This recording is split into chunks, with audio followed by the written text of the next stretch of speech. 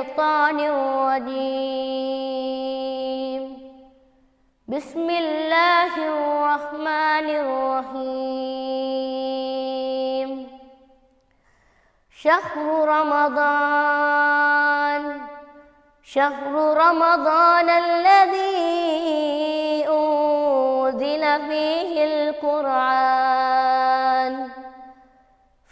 القرآن هدى للناس وبينات من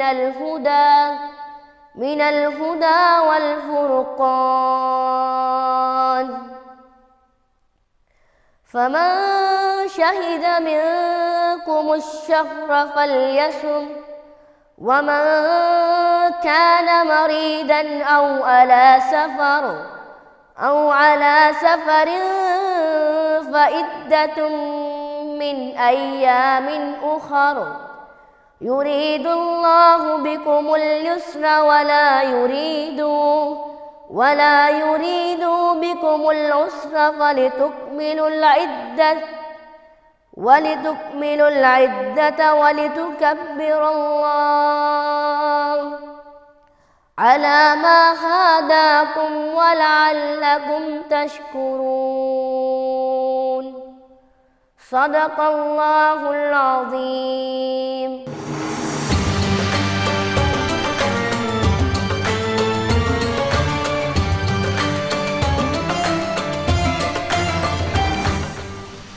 பிஸ்மில்லாஹிர் ரஹ்மானிர் ரஹீம். ஷஹ்ரு ரமலான் நிகழ்ச்சியிலே உங்கள் அனைவரையும் சந்திப்பதிலே பெருமகிழ்ச்சி அடைகின்றோம். என்றும் புனிதமிகு ரமலானுடைய காலத்திலே ஷஹ்ரு ரமலான் நிகழ்ச்சியினூடாக உங்களை சந்திக்கின்ற ஒவ்வொரு பொழுதும் புதிய பல விடயங்களோடு அமல் இபாதத்துகளுடன் இணைந்திருக்கின்ற சந்தர்ப்பத்திலேயே இன்னும் அந்த வாய்ப்புகளை அதிகரித்துக் கொள்வதற்கான ஒரு சந்தர்ப்பம் இருக்கின்றது. அல்ஹம்துலில்லாஹ். இன்றைய நிகழ்ச்சியிலே என்னோடு ஷஹ்ரு ரமலான் நிகழ்ச்சியிலே கலந்து கொள்ளுகின்றார் மௌலவி எம்எல்எம் யூசுப் அவர்கள். அஸ்ஸலாமு அலைக்கும் வரஹ்மத்துல்லாஹி வபரகாத்து. மௌலவி யூசுப் அவர்கள். வலைக்கும் அஸ்ஸலாம் வரஹ்மத்துல்லாஹி வபரகாத்து. இன்று நாம் இந்த வேகமான உலகத்திலே அல்லாஹுவை மறந்து வாழுகின்ற அளவிற்கு இன்று உலகம் வேகமாக போய் கொண்டிருக்கின்றது. அல்லாஹு தாலா பாதுகாத்து கொள்ள வேண்டும். அல்லாஹு தாலாவுடன் மிக நெருக்கத்தை ஏற்படுத்தி கொள்வதற்கான வழிவகைகள் பல இஸ்லாம் கூறியிருக்கின்றது. ரமலானுடைய காலம் வந்தவுடனே எல்லோருமே தூரப்பட்டிருக்கின்றவர்கள் நெருங்கி விடுகின்றார்கள். இந்த ரமலானுடைய காலம் அல்லாஹு தாலாவை நெருங்குவதற்கான வழிவகைகளை எப்படி வகுத்து தந்திருக்கின்றது என்று சொல்ல வேண்டும் மௌலவி எம்எல்எம் யூசுப் அவர்கள். பிஸ்மில்லாஹிர் ரஹ்மானிர் ரஹீம். மனித வாழ்க்கையினுடைய சுருக்கம் என்னவென்றால், அவனிடமிருந்தே வந்தோம், அவனிடமே நாங்கள் மீளப்போகிறோம். இதுதான் மனித வாழ்க்கையினுடைய சுருக்கம். அவன் எத்தனை வருடங்கள் உலகத்திலே வாழ்ந்தாலும் அவனிடமிருந்து தான் இந்த உலகத்திற்கு நாங்கள் வந்தோம், அதே போல அவனிடமே நாங்கள் மீளப்போகிறோம். ஆகவே மீளப்போகின்ற அந்த சந்தர்ப்பத்தில் அவனுடைய ஆதரவு, அவனுடைய உதவி நமக்கு மிகவும் தேவைப்படுகிறது. ஆகவே உலகத்தில் வாழும் பொழுது அவனை நாங்கள் நெருங்கி அவனுடைய நெருக்கத்தை பெற்றுக்கொள்வதற்காக நாம் எல்லா வகையான முயற்சிகளையும் மேற்கொள்ள வேண்டும். பொதுவாக இஸ்லாத்திலே நபிகள் நாயகம் ஸல்லல்லாஹு அலைஹி வஸல்லம் அவர்கள் சொல்லித்தந்த விஷயம், அல்லாஹு தஆலா தன்னை நெருங்குவதற்கு பல அமல்களை ஏற்பாடு செய்திருக்கிறான், பல விஷயங்களை ஏற்பாடு செய்திருக்கிறான். அதிலே அவன் ஃபர்லாக்கின கடமைகளை கொண்டுதான் அவனை நெருங்க முடியுமே தவிர வேறு எதை கொண்டும் அவனை நெருங்க முடியாது. முதலில் ஃபர்லான கடமைகள். எது ஃபர்லான கடமைகள்? ஈமான் ஃபர்லான ஒரு கடமை, அதே போல் தொழுகை ஃபர்லான ஒரு கடமை, அதே போல் ஜக்காத் ஒரு ஃபர்லான கடமை, நோன்பு ஒரு ஃபர்லான கடமை, ஹஜ்ஜு ஃபர்லான கடமை. இந்த கடமைகளின் ஊடாகத்தான் அல்லாஹு தாலாவை நெருங்க முடியும், அல்லாமல் வேறு எதன் மூலமாக நெருங்க முடியாது. இது அல்லாமல் உபரியாக சுன்னத்தான பல விஷயங்களை அல்லாஹு தாலா வைத்திருக்கிறான். அந்த சுன்னத்தான விஷயங்களை ஃபர்லான விஷயங்களுக்கு பிறகு மேற்கொள்ளும் பொழுது மேலதிகமான நெருக்கம், அல்லாஹு தாலாவுடைய நெருக்கத்தை பெற்றுக்கொள்ள முடியும். ஆகவே முஸ்லிம்கள் புரிந்து கொள்ள வேண்டிய ஒரு முக்கியமான விஷயம், நாங்கள் புரிந்து கொள்ள வேண்டிய முக்கியமான விஷயம், அல்லாஹு தாலாவுடைய நெருக்கம் நமக்கு அவசியம். அவனுடைய நெருக்கம் உலகத்திலும் தேவை, அதே போல் ஆஹிராவிலும் தேவை. அந்த நெருக்கத்தை அடைவதற்கு அவன் எங்களுக்கு வழிகளை தந்திருக்கிறான். அந்த வழிகள் தான் அவனுடைய ஃபர்லான கடமைகள். அந்த கடமைகளை நாங்கள் சரியாக செய்யும் பொழுது, உரிய முறையில் செய்யும் பொழுது, உரிய வேளையில் செய்யும் பொழுது, உரிய அமைப்பை நாங்கள் பின்பற்றி செய்யும் பொழுது, அதனுடைய உரிய சுன்னாவை நாங்கள் அதுக்கு ஏற்ற முறையிலே நாங்கள் செய்கின்ற பொழுது அல்லாஹு சுப்ஹானஹு தஆலாவுடைய நெருக்கத்தை நாங்கள் பெற்றுக்கொள்ள முடியும். இதைத்தான் நபி ஸல்லல்லாஹு அலைஹி வஸல்லம் அவர்கள் பல சந்தர்ப்பங்களிலே எங்களுக்கு சொல்லியும் தந்திருக்கிறார்கள், அதேபோல் செய்து காட்டியும் தந்திருக்கிறார்கள். அந்த நெருக்கத்தை நாங்கள் எப்படி அடைந்து கொள்ள வேண்டும் என்பதை. இந்த நெருக்கத்திற்காக அல்லாஹு தஆலாவினுடைய இந்த மாபெரும் இஸ்லாத்தினுடைய ஐம்பெரும் தூண்களாக இருக்கின்ற அந்த விடயங்களை குறிப்பிட்டீர்கள்.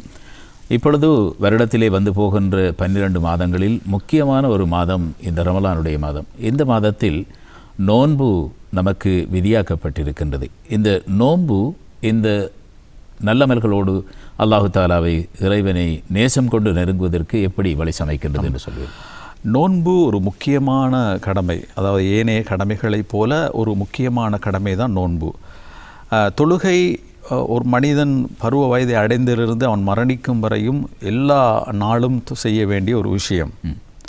ஒவ்வொரு நாளும் 5 வக்து அவன் தொழ வேண்டும். ஆனால் நோன்பு என்பது அவன் கட்டாயமாக நோக்க வேண்டியது வருடத்தில் ஒரு மாதம் மாத்திரம்தான். அதாவது ரமலானுடைய மாதத்தில் பிறை கண்டதிலிருந்து ஷவ்வாலுடைய பிறை காணும் வரையும் அவன் அந்த 29 நாட்கள் அல்லது 30 நாட்கள் நோன்பிருக்க வேண்டும். பொதுவாக நோன்பை எடுத்துக்கொண்டால் அல்லாஹு தாலாவை நெருங்குவதற்கு நபிமார்களும் கடைபிடித்த ஒரு விஷயம் நோன்பு. அதே போல் வலிமார்கள் என்று சொல்லக்கூடிய அல்லாஹுவை நெருங்கின அவனுடைய நேசர்களும் அந்த வழியைத்தான் கடைபிடித்தார்கள். இந்த வழியின் மூலமாக அல்லாஹு தாலாவை நெருங்குவதற்கான ஒரு சந்தர்ப்பத்தை அவர்கள் ஏற்படுத்தி கொண்டார்கள். குர்ஆனும் அந்த ரமலானுடைய மாதத்தில் நோன்பை பற்றி சொல்லுகின்ற பொழுது நோன்பு அல்லாஹுடைய நெருக்கத்தை மிகப்பெரிய உறவை ஏற்படுத்துகின்ற ஒரு மாதம், ஒரு அமல் என்று சொல்கிறது. லஅல்லக்கும் தத்தகூன், நீங்கள் நோன்பு இருப்பதன் ஊடாக நீங்கள் அல்லாஹ்வுக்கு நெருக்கமானவர்களாக, தக்வா உள்ளவர்களாக, இறையச்சம் உள்ளவர்களாக, இறைவனை நெருங்கியவர்களாக நீங்கள் ஆகக்கூடிய ஒரு சந்தர்ப்பம் இருக்கிறது என்று இந்த நோன்பை பற்றி அல் குர்ஆன் குறிப்பிடுகிறது. பொதுவாக நபிகள் நாயகம் ஸல்லல்லாஹு அலைஹி வஸல்லம் அவர்கள் இந்த ரமலானுடைய மாதத்தில் நோன்பிருந்தார்கள். அது பல இக்கட்டான நிலைமைகளிலும் அவர்கள் நோன்பை விடாமல் நோற்று கொண்டிருந்தார்கள். உதாரணமாக முதலாவது நோன்பு, ஹிஜ்ரி 2ஆம் ஆண்டு முதலாவது நோன்பு கடமையாக ஆக்கப்பட்டது. அந்த நோன்பு நோற்று கொண்டிருக்கின்ற பொழுது பெரியதொரு பிரச்சனை அவர்களுக்கு ஏற்பட்டது. அதாவது வாழ்வா சாவா என்ற ஒரு பிரச்சனை ஏற்பட்டது. அதாவது குறைஷி காஃபிர்கள் 3000 பேரை திரட்டி கொண்டு மதீனா வாசிகளை அழிப்பதற்காக வந்து கொண்டிருக்கிறார்கள். இப்போ இந்த சந்தர்ப்பத்திலே நாங்கள் என்ன செய்வது என்ற ஒரு பிரச்சனை இருந்தது. ஆனாலும் நபி ஸல்லல்லாஹு அலைஹி வஸல்லம் அவர்கள் அதற்காக நோன்பை விடவில்லை, நோன்போடு அதற்கான முயற்சிகளை எல்லாம் மேற்கொண்டார்கள். எந்த அளவுன்னு சொன்னால் ரமலானுடைய பிறை 17 அந்த பத்ர் நடைபெற்றது. அன்று மாத்திரம் நபி ஸல்லல்லாஹு அலைஹி வஸல்லம் அவர்கள் நோன்பை விடுமாறு கூறினார்கள். கஷ்டமானவர்கள் விட்டுக்கொள்ளலாம் என்று அனுமதியும் கொடுத்தார்கள். ஆனால் அப்படியான இக்கட்டான சந்தர்ப்பங்களிலும் கூட முடியுமான அளவு நபி ஸல்லல்லாஹு அலைஹி வஸல்லம் அவர்கள் நோன்பு நோற்பதற்கு தவறவில்லை. ஏனென்றால் அது அல்லாஹ்வுக்கு மிக விருப்பமான ஒரு விஷயம், அதே போல் எங்களுக்கும் ஒரு முக்கியமான ஒரு விஷயம். அதேபோல் சுன்னத்தான நோன்புகளையும் அதிகமாக நோற்றிருக்கிறார்கள். எந்த அளவு நோட்பார்கள் என்றால் நபி ஸல்லல்லாஹு அலைஹி வஸல்லம் அவர்கள் காலையில் வருவார்கள், தங்களுடைய வீட்டில் ஏதாவது சாப்பிட இருக்கிறதா என்று கேட்பார்கள். இல்லை என்றால் நான் இன்றைக்கு நோன்பு என்று சொல்லிவிடுவார்கள். அதே போல் ஒவ்வொரு மாதமும் 3 நாட்கள் நோன்பு நோக்கக்கூடியவர்களாக இருந்தார்கள். அதே போல் ஒவ்வொரு வாரமும் 2 நாட்கள், திங்கட்கிழமை நாட்களிலும் அதே போல் வியாழக்கிழமை நாட்களிலும் நோன்பு நோக்கக்கூடியவர்களாக இருந்தார்கள். அதற்கு இந்த 2 நாட்களிலும் அடியார்களுடைய அமல்கள் அல்லாஹு தஆலா இடத்திலே சமர்ப்பிக்கப்படுகிறது. ஆகவே அந்த சந்தர்ப்பத்தில் நான் நோன்பாளியாக தூய்மையாக இருக்கின்ற அந்த சந்தர்ப்பத்தில் என்னுடைய அமல்கள் எல்லாம் அல்லாஹ்விடத்திலே காட்டப்பட வேண்டும், சமர்ப்பிக்கப்பட வேண்டும் என்று நபி ஸல்லல்லாஹு அலைஹி வஸல்லம் அவர்கள் அந்த நோன்பை பற்றி கூறுவார்கள். அதே போல் ஏனைய நபிமார்களை எடுத்துக்கொண்டாலும் நபி ஸல்லல்லாஹு அலைஹி வஸல்லம் அவர்களை சிலாகித்து கூறுகின்ற ஒரு நபியினுடைய நோன்பு தான் ஹதரத் தாவூத் அலைஹிஸ்ஸலாத்து வஸ்ஸலாம் அவர்கள். அவர்கள் ஒரு பேரரசராக இருந்தார்கள், அல்லாஹ்வுடைய பெரிய ஒரு நபியாக இருந்தார்கள், அல்லாஹ்வுடைய மிகப்பெரிய வேதம் கொடுக்கப்பட்டவர்களாக இருந்தார்கள், அதே போல் நெருக்கமான ஒரு நபியாகவும் இருந்தார்கள். அப்படி இருந்தும் அவர்கள் எந்த அளவு அந்த நோன்பை கடைபிடித்தார்கள் என்றால் ஒரு நாள் விட்டு ஒரு நாள் நோன்பு நோட்பார்கள். இன்று நோன்பு நோற்றால் நாளை நோன்பை விட்டு அடுத்த நாள் நோன்பு வைப்பார்கள். அவர்களுடைய நோன்பு தான் நோன்புகளிலே மிகச்சிறந்த நோன்பு என்று நபி ஸல்லல்லாஹு அலைஹி வஸல்லம் அவர்களால் வர்ணிக்கப்பட்டது. அந்த அளவு நோன்பு நோட்பதன் ஊடாக மிகப்பெரிய உள பரிசுத்தத்தை ஏற்படுத்தி கொள்ள முடியும். முடியும், அதே போல் அல்லாஹு தாலாவுடைய நெருக்கத்தை ஏற்படுத்திக் கொள்ள முடியும், அதே போல் ஏனைய ஏராளமான நன்மைகளும் அதன் மூலமாக நாங்கள் அடைந்து கொள்ள முடியும். எனவே அந்த நோன்புகளை உரிய முறைப்படி நாங்கள் நோட்பதற்கு முயற்சிக்க வேண்டும். அப்படி நோன்பு நோற்றால் அதனால் மிகப்பெரிய பலாபலன்களை நாங்கள் உலகிலும் அடையலாம், அதே போல் ஆஹிராவில் அதுக்குரிய மிகப்பெரிய பலாபலன்கள் இருந்து கொண்டிருக்கிறது. இந்த நோன்புடைய காலத்திலே கூடுதலாக ஏனைய காலங்களை விட பல்வேறு தொழில்துறைகளில் இருக்கின்றவர்கள், இரவு பகலாக வெவ்வேறு நேர காலங்களிலே தொழில் செய்கின்றவர்கள் எல்லோருமே இந்த ரமலானுடைய காலத்திலே நோன்பை நோற்றுக்கொண்டு நல்லமல்களை செய்ய வேண்டும் என்று ஏற்கனவே நியத்து வைத்து இதற்கான ஒழுங்குகளை ஏற்பாடுகளை செய்து கொள்ளுகின்றார்கள். இப்படி இந்த ரமலான் மாதத்திலே இந்த ஏற்பாடுகளை புனித ரமலானுடைய காலத்திலே இந்த நோன்பு ஏற்படுத்தி தருவதற்கான அமைப்பு, அந்த சூழல் எப்படி இருக்கின்றது, எப்படி வகுக்கப்பட்டிருக்கின்றது? பொதுவாக ஃபர்லான அமல்களை எல்லாம் உரிய முறைப்படி உரிய சந்தர்ப்பத்தில் செய்ய வேண்டும். அதே போல் ரமலானுடைய நோன்பும் ரமலானுடைய காலத்திலே நோட்கப்பட வேண்டும். அதே போல் பொதுவாக ஒவ்வொருவரும் தான் அமல் செய்வதற்கான சந்தர்ப்பங்களை உருவாக்கி கொள்ள வேண்டும், ஏற்படுத்தி கொள்ள வேண்டும். அதற்கான ஆயத்தங்களை அவரவர் செய்து கொள்ள வேண்டும். பொதுவாக சமூகத்திலே ஏனையவர்கள் நோன்பிருப்பதற்கான பல ஏற்பாடுகள் சமூகத்திலே செய்து கொடுக்கக்கூடிய பல நல்லுள்ளம் கொண்ட மக்கள் இருக்கிறார்கள். அப்படி பல மஸ்ஜிதுகளும் செய்து கொண்டிருக்கிறது, அது பல நிறுவனங்களும் செய்து கொண்டிருக்கிறது. பலரும் இவ்வாறான விஷயங்களை செய்து கொண்டிருக்கிறார்கள். அதன் ஊடாக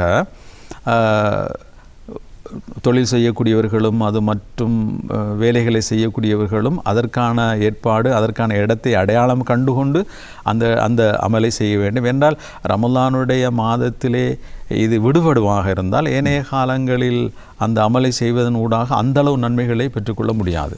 ரமலானுடைய காலத்தில் கிடைக்கின்ற நன்மைகள் மிக பாரிய அளவான நன்மைகள் கிடைக்கிறது. எனவே அந்த நன்மைகளை அடைந்து கொள்ள வேண்டுமென்றால் அதற்கான ஏற்பாடுகளை நாங்கள் செய்து கொள்ள வேண்டும். பொதுவாக நபி ஸல்லல்லாஹு அலைஹி வஸல்லம் சொன்னார்கள், ஒரு நோன்பாளிக்கு நோன்பு துறக்க உதவுவது அவருடைய முழுமையான நன்மையை இந்த நோன்பு துறக்க செய்கின்ற ஒருவருக்கு கிடைக்கிறது. அவர் சஹாபாக்கள் கேட்டார்கள், அதான் சஹாபாக்கள் கேட்டார்கள், யா ரசூலல்லாஹ், நாங்கள் ஒரு நோன்பாளியை நோன்பு துறக்க செய்வதற்கான வசதி எங்கள் எல்லோருக்கும் இல்லை என்று. நபியர்கள் மிக இலகுபடுத்தி சொன்னார்கள், நோன்பு துறப்பதற்கு அவ்வளோ பெரிய ஏற்பாடுகள் தேவையில்லை. ஒரு மிடர் பால், ஒரு மிடர் தண்ணி, ஈஸ்தம்பழம் இவைகளை கொண்டு நீங்கள் நோன்பு துறக்க செய்தாலும் அதனுடைய முழுமையான நன்மையை அடைந்து கொள்ள முடியும். ஆக அதே போல் பொதுவாக இப்படி எடுத்துக்கொள்ளலாம். இலங்கையை பொறுத்தமட்டிலே நாங்கள் 13 மணித்தியாலங்கள் நோன்பு இருக்கிறோம்.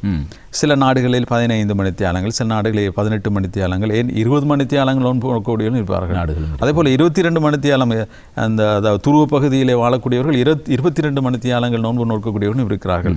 ஆகவே நோன்பு எப்படியும் நோட்க வேண்டும். அதை நோட்பதற்கான காரணகாரியங்களை செய்து கொள்ள வேண்டும். ஏனென்றால் அல்லாஹ்வுடைய அன்பையும் இரக்கத்தையும் அவனுடைய பேரருளையும் பெற வேண்டும் என்றால் எப்படியாவது நாங்கள் நோன்பு நோக்க வேண்டும்.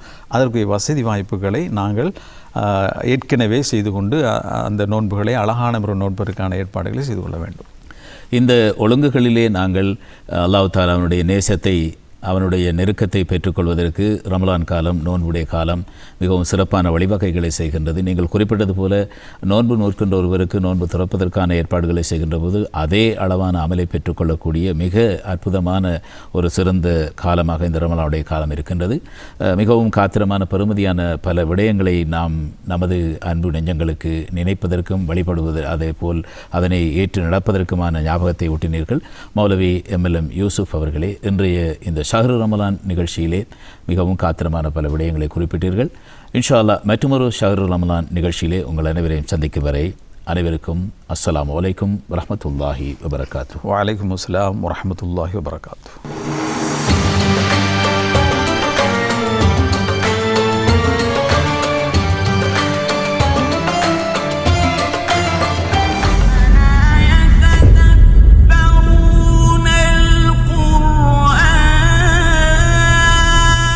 16ஆம் நூற்றாண்டின் இறுதி பகுதி வரை விஞ்ஞானிகளிடம் உலகத்தின் வடிவம் பற்றிய பல தவறான கருதுகோள்கள் இருந்தன.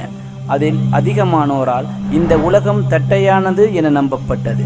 குறிப்பாக உலகம் ஒரு தட்டு போன்றது எனவும் அதன் விளிம்புகளை தாண்டி செல்ல முடியாது எனவும், அவ்வாறு மீறி சென்றால் உலகத்தை விட்டு கீழே விழுந்து விடுவார்கள் எனவும் நம்பினார்கள்.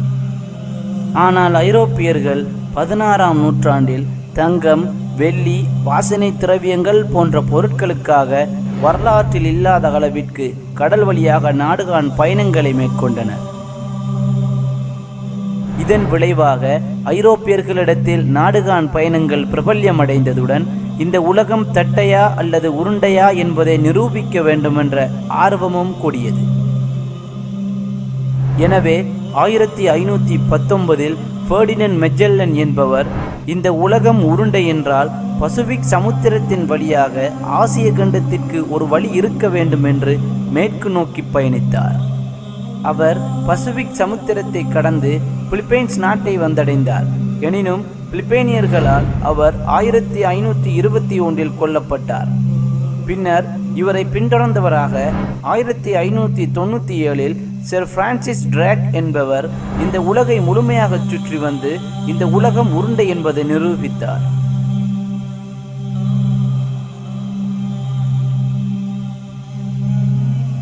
இன்னும் பல நூற்றாண்டுகளின் பின்னர் விஞ்ஞான வளர்ச்சியின் காரணமாக இந்த உலகம் உருண்டை என்பது அவதானத்தின் மூலம் ஆணித்தனமாக நிரூபிக்கப்பட்டுள்ளது. ஆனால் இந்த அறிவியல் உண்மையை அல் குர்ஆன் 1400 வருடங்களுக்கு முன்னரே கூறிவிட்டது. சுப்ஹானல்லாஹ். அலம் தர அன்னல்லாஹ யூலிஜுல் லைல ஃபின்-நஹாரி வ யூலிஜுன்-நஹார ஃபில்-லைல். நிச்சயமாக அல்லாஹ் தான் இரவை பகலில் புகுத்துகிறான், பகலை இரவில் புகுத்துகிறான்.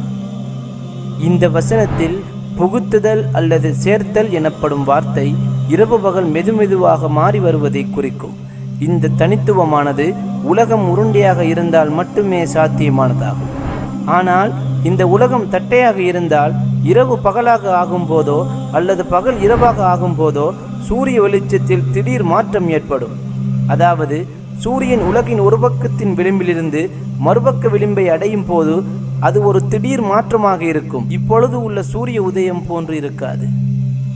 படைப்பாளன் இன்னொரு வசனத்திலே கூறுகின்றான், خلق السماوات والأرض بالحق يكور الليل على النهار ويكور النهار على الليل. அவன் வானங்களையும் பூமியையும் உண்மையை கொண்டு படைத்திருக்கின்றான். அவனே பகலின் மீது இரவை சுற்றுகிறான், இன்னும் இரவின் மீது பகலை சுற்றுகிறான். இந்த குர்ஆன் வசனத்தில் பயன்படுத்தப்பட்ட கெவ்வாரா என்ற வார்த்தைக்கு அர்த்தம் சுற்றுதல் ஆகும். அரபியில் இந்த வார்த்தை பொதுவாக தலைப்பாகையை தலையை சுற்றி கட்டும் செயலை குறிக்கும். அதாவது ஏதாவது ஒரு பொருளை உருண்டை வடிவிலான இன்னொரு பொருளின் மீது சுற்றி கட்டுவதை குறிக்கும். தலைப்பாகையை தலையின் மீது சுற்றி கட்ட பயன்படுத்தப்படும் இந்த வார்த்தையை அல்லாஹ் அஸ்ஸ வ ஜல் குர்ஆனில் இரவு பகல் மாறி மாறி வருவதை விவரிக்க பயன்படுத்தியுள்ளான். இந்த வசனமானது உலகத்தின் வடிவத்தை தெளிவாக எடுத்துரைக்கின்றது. சுப்ஹானல்லாஹ்.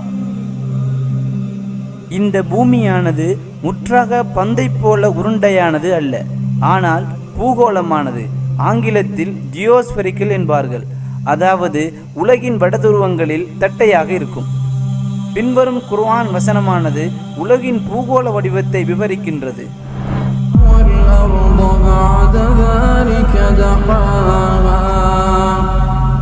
இதன் பின்னர் அவனே பூமியை விரித்தான். இந்த குர்ஆன் வசனத்தில் பயன்படுத்தப்பட்டுள்ள தஹாஹா என்ற வார்த்தையின் பொருள் விவரித்தலாகும். இன்னும் இந்த வார்த்தைக்கு ஒரு பொருளை உருண்டையாக சரி செய்தல், தீக்கோழியின் முட்டையிடும் இடம் மற்றும் தீக்கோழியின் முட்டை என்ற பொருள்களும் உள்ளன. சுப்ஹானல்லாஹ். நிச்சயமாக இந்த உலகத்தின் உருண்டை வடிவானது தீக்கோழியின் முட்டையின் வடிவத்தை ஒத்திருக்கின்றது.